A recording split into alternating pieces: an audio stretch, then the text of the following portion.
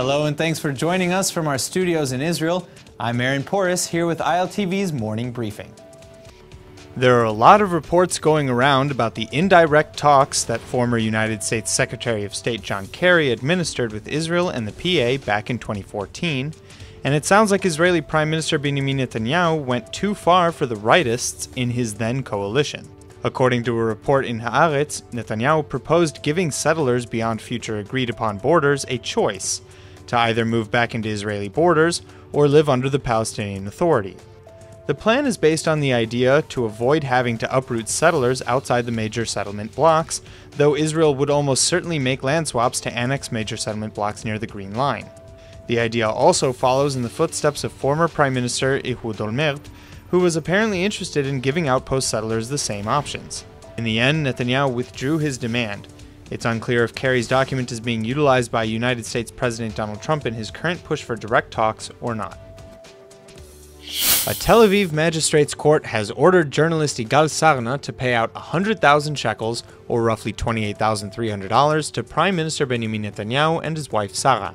Last year, the Netanyahus filed a libel lawsuit against Sarna after he published a Facebook post claiming that a domestic dispute led to Sarah kicking her husband out of the car and onto the side of the highway.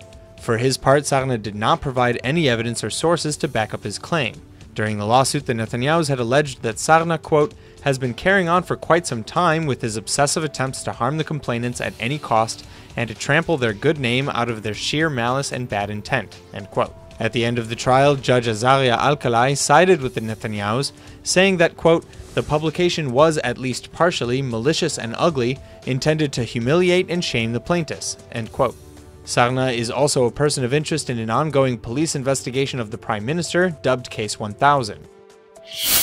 Thousands of people are taking to the streets of the Israeli Arab village of Kfar Qassem to protest the killing of Mohammed Taha by a police security guard, as well as the police's failure to tackle violent crimes that plague Arab Israeli communities. Taha, aged 27, was shot dead during a protest that escalated into a riot, after police arrested a local man related to an unrelated ongoing police investigation. Local Arab leaders have long accused the police of neglecting their communities, allowing organized crime to flourish in Arab townships. During the protests, Joint Arab List MK Jamal Zahalka lashed out at Public Security Minister Gilad Erdan and Israeli Police Commissioner Roni Alshekh for failing to provide adequate law enforcement services for Israel's Arab citizens. He said that, quote, Arab cities suffer from severe discrimination, violent crime in Arab society is 50%, while police only allocate 5% of their overall budget to fight crime in Arab communities, end quote. He added that no wonder the disparity is so stark. Erdan replied by acknowledging the, quote, decades-old problem and has proposed increasing the budgets for Arab communities as well as promoting efforts to recruit more Muslim police officers. Last Wednesday, Police Chief Alshekh and President Rivlin met with Kfar Qassem's mayor to restore calm and to boost law enforcement's efforts throughout Israel's Arab communities. Despite many comments that point to the contrary, Defense Minister Avigdor Lieberman has just stated that he has no interest in reoccupying the Gaza Strip. Speaking to Channel 2 News last night, when asked about what he would do in the event of a future outbreak with Hamas, Lieberman replied, quote, we go in and destroy all their terror infrastructure, but once the job is complete, we will come out, end quote. Saying Israel would leave the Strip immediately is a far cry from previous statements made where the defense minister claimed a takeover was the only way to quell the violence coming from the coastal enclave.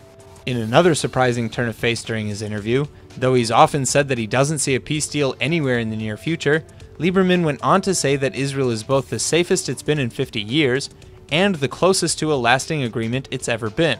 Without giving away any details, Lieberman said he believed the Prime Minister was making a great many efforts towards peace, and that, quote, if someone comes and puts a deal on the table that includes an agreement with all the moderate Arab states, including the opening of embassies, trade relations, and direct flights, I believe that it will get an overwhelming majority in the Knesset and among the people, end quote. One of the first arguments Israel makes against the Palestinian Authority for the failure to secure peace negotiations is the fact that the PA pays for, encourages, and incites terrorism. Well, now, a group of bereaved families is calling out the government to do something about it by supporting and pushing a bill deducting those monies from taxes returned by Israel to the PA.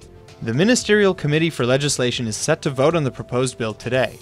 A statement made by the bereaved families pushing the legislation reads, quote, we bereaved families, wounded IDF soldiers, and victims of terror turn to you from our very heart and soul to demand a change in the reality for terrorists. The State of Israel transfers significant funds each month to the Palestinian Authority. This is taxpayer money collected by the state and transferred to the PA each month.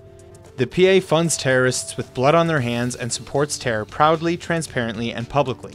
For the Palestinians, it incites them to murder, and for us, it's an obstacle to peace because how can we make peace with someone who encourages murder?" End quote. Yesh Atid MK Elazar Stern, who proposed the bill, said the payment system must be stopped not only because it is immoral, but also because it's an obstacle to peace on both sides. That's all for now. I'm Aaron Porras, and see you later with our main daily broadcast from Israel at 2 p.m. Eastern Time.